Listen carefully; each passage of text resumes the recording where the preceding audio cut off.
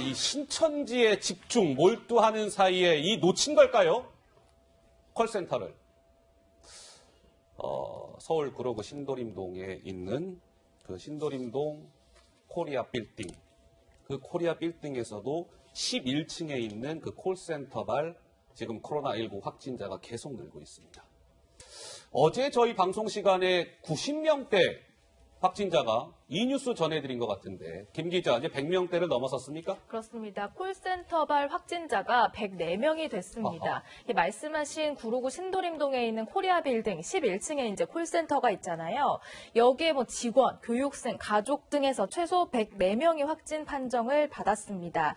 여기에서 2차 감염도 일어나고 있는 상황이고 추가 3차 감염으로까지 이어질 우려도 커지고 있습니다. 전문가도 이런 걱정을 내놨습니다. 직접 들어보시죠.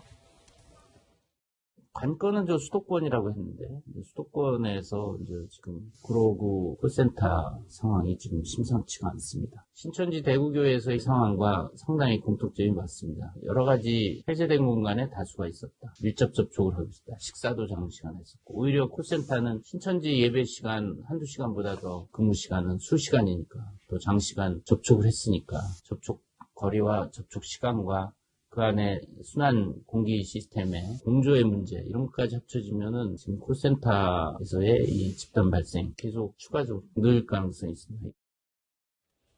네, 김호주 교수는 계속 추가적으로 늘 가능성이 있다 이런 전문가의 진단이 나왔습니다. 신도림동 이 콜센터발 수도권 확산 비상이라는 그래픽을 보고 계시는데요. 이 집 확진자들이 거주하고 있는 그 거주지를 한번 본 거예요, 시청자 여러분. 그런데 서울부터 봐야 되겠죠? 예, 서울 한번 보세요. 주황색 색깔 표시되어 있는 게 서울이 지금 14개 곳, 14개 구에 지금 확진자들이 이제 퍼져 있다는 거고, 그 다음 어디 볼까요? 인천 볼까요? 인천? 자, 인천 약간 보라색. 근데 지금 6곳이 인천에 지금 거주지가 분포가 되어 있습니다. 마지막 파란색 경기도. 경기도도 지금 보니까 김포, 고양, 의정부, 부천, 광명, 안양 이렇게 하면 6군데죠? 여기 6군데.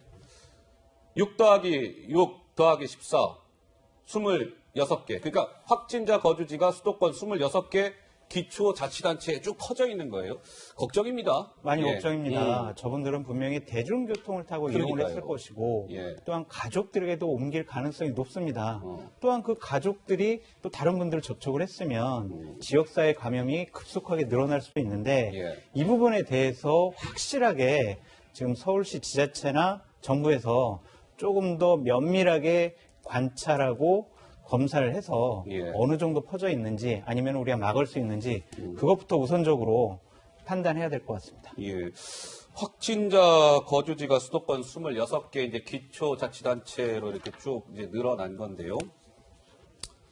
이게 이제 걱정했던 게 이제 현실이 됐다 이렇게 봐야 될 것 같은데. 자, 시청자 여러분, 이 신도림동 11층에 있는 콜센터로 하여금 이제 코로나19 바이러스가 퍼진 거잖아요. 그 코리아 빌딩에 일단은 11층에서만 확진자가 나왔었단 말이에요, 그동안. 근데 그 영상 보셨지만 코리아 빌딩이 굉장히 그 높은 층 수고 그 규모가 있는 빌딩입니다. 자, 걱정했던 게 현실화 되는 걸까요, 김민지 기자? 11층뿐만이 아니라요. 그 다른 층에서도 확진자가 나왔기 때문에 걱정을 키우고 있습니다. 이 말씀하신 대로 빌딩이 굉장히 높고 다른 층들도 있는데 일단 11층 콜센터 사무실이 아닌 9층과 10층에서도 확진자가 나왔습니다. 그래요? 박원순 시장의 목소리로 확인해 보시죠. 9층과 10층에서 물론 서울 시민은 아닙니다만은 다른 지역에서 확진자가 1명씩 나온 상태입니다. 제2신천지 집단 감염 사태와 유사하게 진행될 것이냐 이런 우려도 있는 것이 사실입니다. 12층 이상의 오피스텔의 이 주민들 중에는 1명도 이 확진자가 나오지 않았다는 사실이었는지 생각했던 것보다는 확진자가 많지 않다는 측면에서 그런 우려까지는 하시지 않아도 되지 않을까. 네, 지금 보시면 무더기 확진이 나온 데가 11층이에요. 11층. 그런데 콜센터가 여기 말고도 이제 7층하고 9층, 7층부터 9층까지도 콜센터 사무실이 있거든요. 9층에서 그런데 콜센터 직원은 아닌 컴퓨터 관련 회사 20대 여성, 인천 거주하는 여성이 확진 판정을 아이고야. 받았고요. 조금 더 우려스러운 것은 이건 콜센터 직원이랑 아무 상관없는 상조회사 직원, 10층에 있는 상조회사 직원 30대 남성 또한 확진 판정을 받았다는 겁니다. 하지만 아직까지 뭐 확실한 감염 경로가 나오지 않은 상태입니다. 자, 이게 11층에서만 그동안 확진자가 나왔는데 이제 9층, 10층에서도 확진자가 나왔다는 거고 그 콜센터 직원하고는 상관이 없는 곳에서 또 확진자가 나온 거랍니다. 이 지금 영상이 이제 신도림동에 위치한 코리아 빌딩의 모습을 보고 계시는데 굉장히 빌딩도 커요. 그러니까 전지현 변호사 어떻습니까? 이제 11층뿐만 아니라 저 코리아 빌딩 내에 지금 여러 층에서도 확진자가 나오기 시작한 거잖아요. 네, 예. 그러니까 콜센터는 11층에 있는데 10층, 9층에서 지금 확진자가 그러니까요. 발생을 했고 컴퓨터 회사 상조회사예요. 그럼 같은 층도 아니고 같은 회사도 그러니까요. 아니면은 접촉할 경로가 없었단 말이에요. 그럼 우리가 추정할 수 있는 거는 엘리베이터인데 이 건물에 엘리베이터가 6개가 있는데 2개는 뭐 짝수층만 운행하고 2개는 홀수층만 운행하고 1개는 웨딩홀 전용이고 1개는 화물용 엘리베이터라 그래요. 그러면은 11층하고 10층은 짝홀수 다른데 화물용 엘리베이터가 사람들 많이 몰릴 때 출퇴근 시간이나 점심시간 때 이런 때는 또 사람들이 아하. 화물용 엘리베이터를 탔다 그러거든요. 그럼 감염이 됐다면 저기서 감염이 됐을 가능성이 큰 거예요. 아까 박원순 시장님 확진자가 많지 않다는 측면에서 그런 우려까지는 하시지 않아도 된다 말씀하셨지만은 엘리베이터에서 감염된 게 맞다면은 대중교통에서 감염됐을 가능성도 있는 거 아니에요. 그렇죠. 그렇게 낙관적으로만 볼 시기는 아니라고 봅니다. 이 전지현 변호사가 설명을 잘해줬는데, 이게 이렇게 돼 있군요. 코리아 빌딩에, 이번에 진짜 공부 많이 하게 됩니다.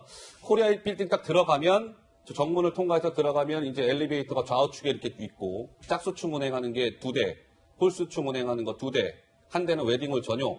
근데 정문 통과해갖고 쭉 들어와서 우측으로 꺾어 들어가면 저기, 한 대 전층 운행하는 화물용 엘리베이터가 있다는 거예요. 그러니까 출퇴근 때는 짝홀수 이게 구분돼서 운행하니까 타기가 힘드니까 출퇴근 때는 저 화물용 전층 운행하는 거 저걸 많이 이용하니까 혹시나 저 전층 운행 화물용 엘리베이터 안에서 이게 지금 감염된 거 아닐까? 이런 이제 조심스러운 관측과 전망도 나오고 있는 그런 상황인데요. 저희가 전문가들한테 이제 엘리베이터 얘기가 나왔으니까 우리 여러분들께서도 엘리베이터 이용하실 일들 많으시잖아요. 전문가한테 무언가 얘기를 좀 들어봤습니다. 한번 들어보시죠. 아무래도 엘리베이터를 통해서 버튼 스위치나 매개체에 의한 감염이 될 가능성이 높고요. 실제로 동시에 또 연속해서 스위치를 누르게 되는 경우에는 바이러스가 손에 의해서 전달이 될 가능성도 충분히 있는 것이죠. 엘리베이터에서의 공간적인 가까움 그리고 노출되는 시간 이런 것들이 매우 잠시이긴 하지만 그렇다고 해서 안전하지 않다라는 말씀이고요. 자, 지금 신형영 교수도 얘기하죠. 이 엘리베이터가 이제 아주 조그마한 공간이고 이 버튼 특히 손으로 만지다 보면 그걸 통해서 이제 감염될 수 있다. 지금 이런 얘기를 했습니다. 그러니까 지금 코리아 빌딩에서도 지금 이 엘리베이터 안에서 이 감염이 된 거 아니냐 이런 관측이 나오고 있는데 일단 정확한 것은 아직 좀 더 확인을 해봐야 될 것 같고 어쨌든 우리 여러분들 엘리베이터 타실 때 이거 마스크 기본입니다. 특히 꼭 이거 착용하셔야 돼요. 그리고 웬만하면 저 좀 비춰주세요. 카메라로 저를. 예. 이거 있잖아요. 손가락으로 이렇게 직접적으로 이거 버튼 터치 안 하시는 게 좋아요. 그죠?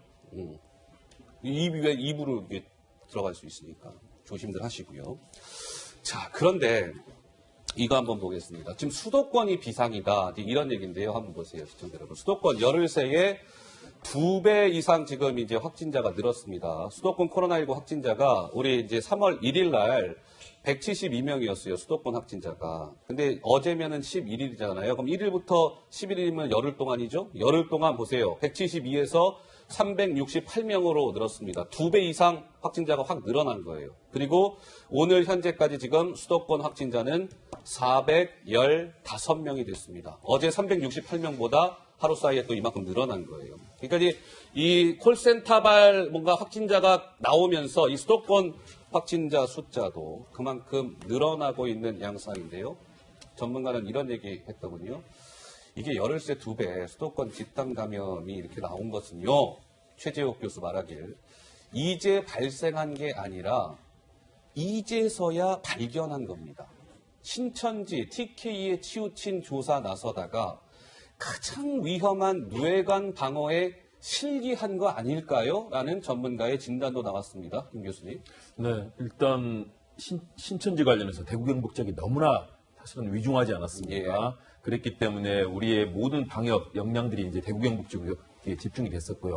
그러면서 이제 수도권에 사실은 소홀한 측면들이 있었다고 보여집니다. 왜냐하면 이 증상을 나타내신 분들이 이미 지난달부터 이제 이런 증상들이 나타나는 분들이 있었지 않습니까? 예. 그런 측면에서 방역당국이 이런 세심한 배려를 해야 되고 또 본인들도 마찬가지로 이런 증상이 있을 때는 곧바로 보건소 그럼요. 신고를 했어야 되는데 예. 이런 부분이 소홀해졌다. 이게 지금 대구 경북 지역하고 이 수준이 다릅니다. 수도권에 2,500만 명의 인구가 살고요. 예. 대구 경북 지역 같은 경우는 경북 지역의 인구 밀도 1평방킬로미터당 약 170명 정도가 삽니다. 아이고야, 차이가 많이 나네요. 자, 강원도는 70명 정도 되거든요. 그런데 서울은 어떻습니까? 1평방킬로미터당 16,400명이 삽니다. 아이고야.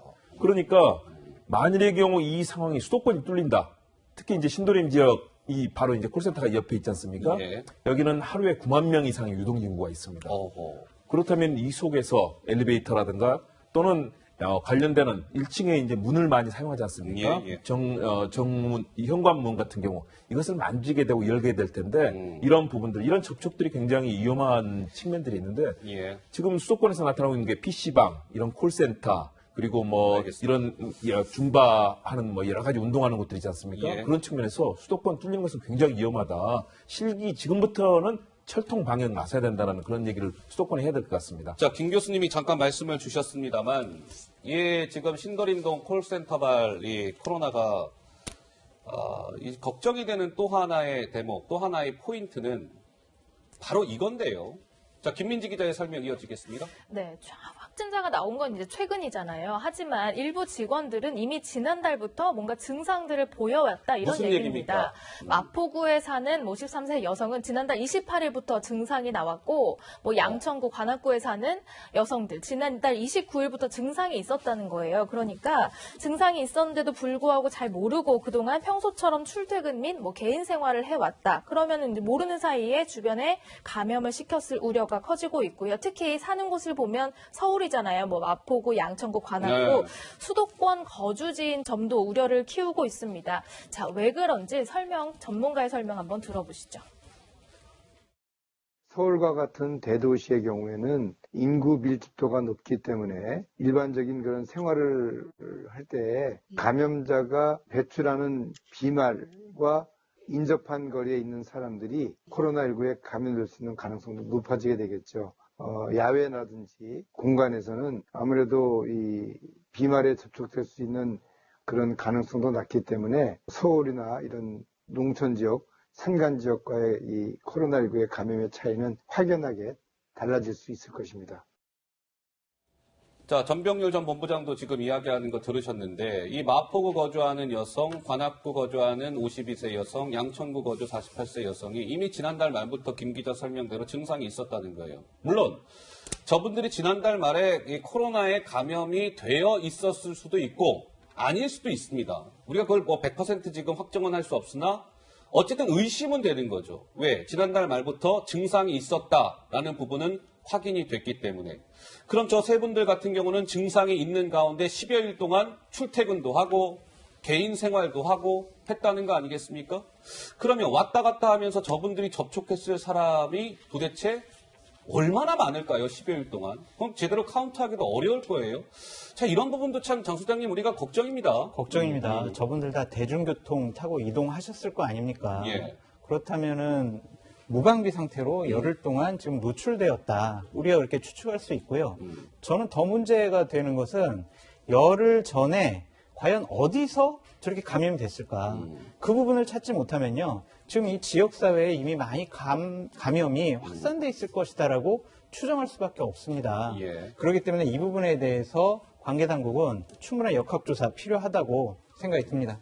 그러니까요. 전문가들도 당장 이런 거예요. 지난달 말부터 증상이 있었던 그 3명, 아까 좀 전에 설명을 드렸는데, 이거 지금 큰일이라는 거예요. 왜냐면, 아니, 본인들이 감염됐을 거라 나는 생각도 못하고 상상하지도 못한 상태였기 때문에 더 위험했던 상황이다. 뭐 이런 얘기 전지현 변호사 당장 나오는 거 아니겠습니까? 네, 그래서 예. 지금 저분들이 설마 했던 것 같아요. 그러니까요. 그래서 뭐 고령이라든지 기저질환 있는 사람들만 위험하다고 하니까는 뭐 그리고 또 저런 사업장에서 감기 누가 걸렸을 때 이렇게 퍼지는 거는 늘 비일비재하게 있어 왔고 내 증상이 뭐 열이 펄펄 끓는다든지 뭐 호흡곤란 여기까지 가지 않으니까는 뭔가 좀 안이하게 생각을 했던 것 같은데 이런 저런 사업장에서 근무를 하는 사람이랑 주로 집에서 재택근무를 하는 사람들이랑 뭔가 이렇게 좀 매뉴얼이 달라야 되지 않을까 싶어요. 얼른 내가 열이 날 때 뭐 선별 진료소 가서 검사를 받는 거는 다 똑같지만은 검사 역량이라는 게 한계가 있기 때문에 예. 전부 다 해줄 수는 없기 때문에 이거를 저런 사업장에서 좀 더 이렇게 확산 위험이 큰 사람일수록 그다음에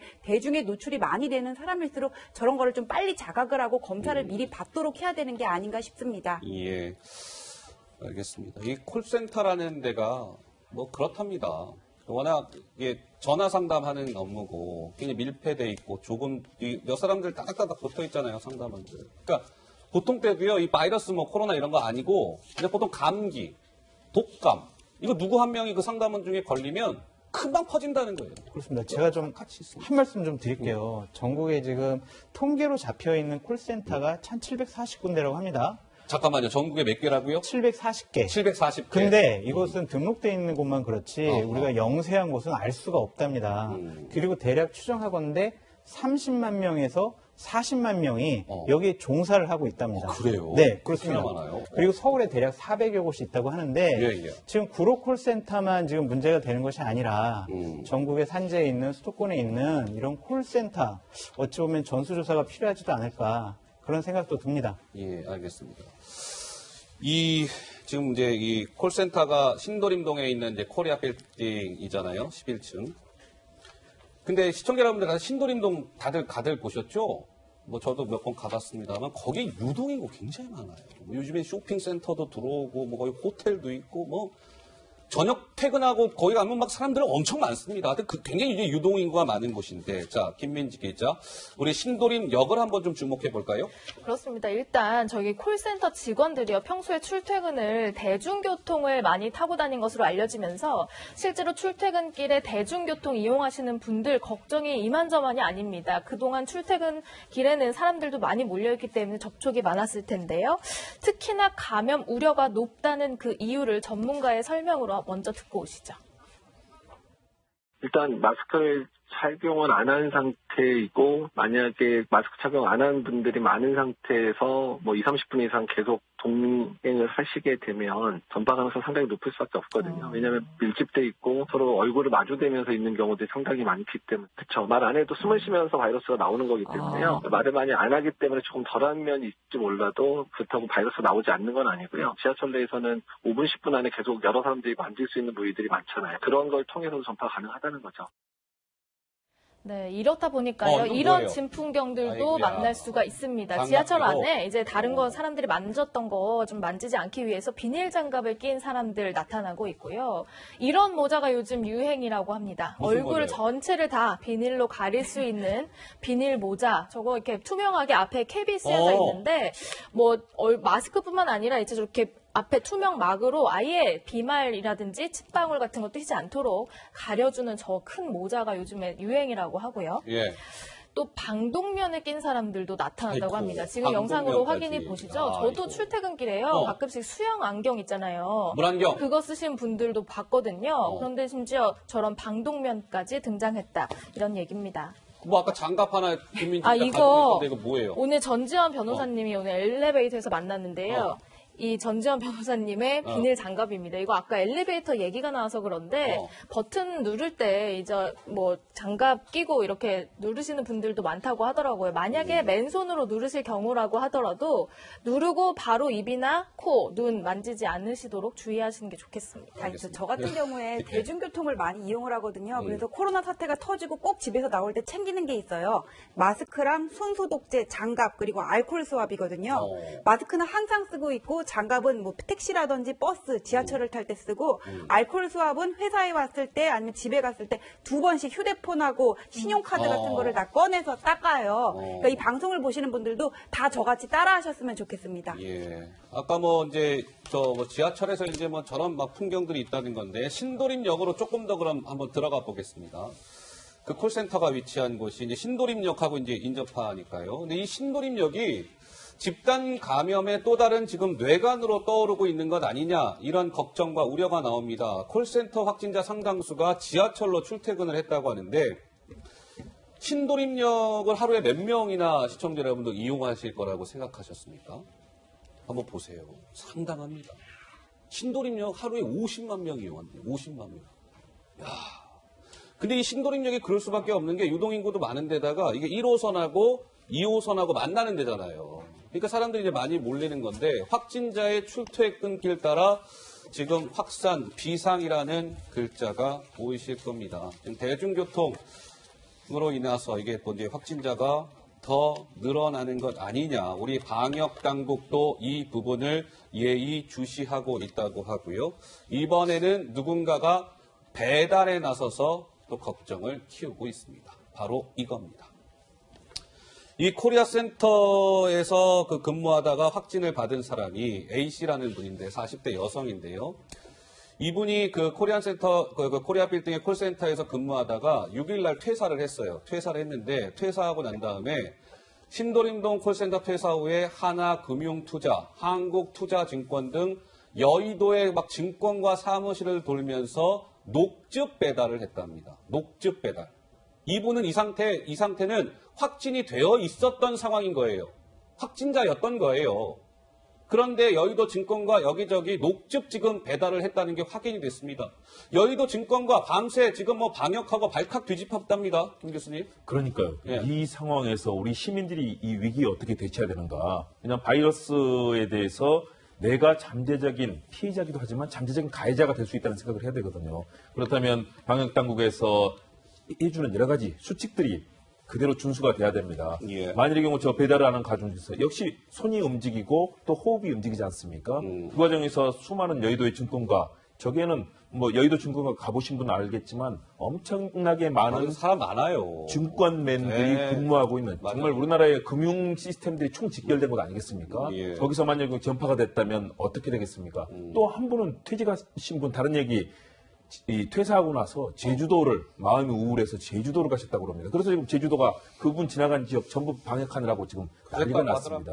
그러니까 다시 말해서 우리 지금 시민들이 가장 중요하게 생각해야 될 것은 내가 피해자가 될 수도 있지만 잠재적인 가해자가 될 수 있다. 내가 다른 사람에게 죽음을 원하는 그런 상황이 될 수 있기 때문에 철저하게 내가 증상이 있거나 또는 확진이 되거나 또는 자가 격리를 해야 되는 상황이 된다면 예. 방역당국의 이 조치는 철저하게 좀 준수해 주셔야 될 것 같습니다. 알겠습니다. 자, 콜센터발 코로나19의 현재 상황이 어떠한지를 좀 짚어드렸습니다.